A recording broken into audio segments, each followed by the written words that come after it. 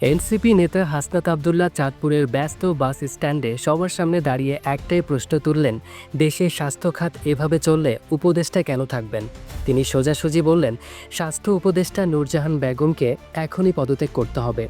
যে কাজই করেন না তিনি সেই পদে কেন থাকবেন? হাসনাত অভিযোগ করলেন, এই উপদেষ্টা আসলে ডক্টর ইউনূসের খুব কাছের লোক, নিজের যোগ্যতায় নয়, তিনি এসেছেন আত্মীয়ের রেফারেন্সে। নাকি সেটাই এখন নতুন নিয়ম?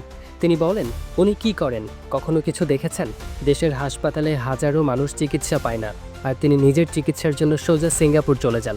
সরকারি গাড়ি, বড় বেতন সবই নিচ্ছেন, অথচ দেশের স্বাস্থ্য নিয়ে কোনো কার্যকর উদ্যোগ নেই। এটা কিভাবে মেনে নেওয়া যায়?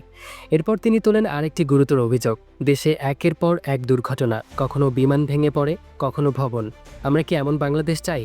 হাসনাত আরও বলেন, হাসিনার আমলে কেনা বিমানগুলো নিয়ে বড় বড় প্রশ্ন আছে, সেগুলো কতটা নিরাপদ, কে দেখছে এসব? আর সেই সময় হাজার হাজার কোটি টাকা কোথায় গেল, সেটারও তো তদন্ত হওয়া দরকার। আমরা শুধু পাইলটদের জন্য না, দেশের সবার নিরাপত্তা চাই। এনসিপির আরেক নেতা সার্জিস আলম আরও বলেন, জুলাই মাস এলেই মায়ের কান্না শোনা যায়, যাদের সন্তান আজ কবরের নিচে, কিন্তু বিচার সেটি আজও কেবল ফাইলের ঘোরে। এভাবে আর কত?